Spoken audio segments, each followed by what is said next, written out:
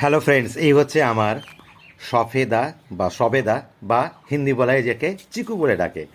এই গাছটি কিন্তু আমার বন্ধুরা দোতলার ছাদ উপরে আছে।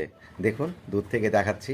30 ইঞ্চি বাই 20 ইঞ্চির একটা টবে এটাকে বসানো হয়েছে। গাছটির বয়স কিন্তু 6 বছরের অধিক।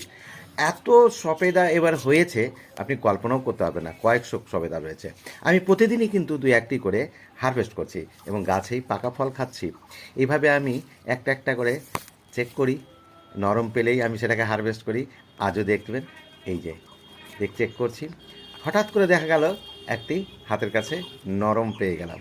এই যে এটি হারভেস্ট করে নিলাম, দেখুন, এই দেখুন। আর এটাকে একটুখানি প্রেসার দিয়ে দেখবেন পাকা ফল। তো বন্ধুরা, এর কি স্বাদ? না, আমি স্বাদ বলবো না।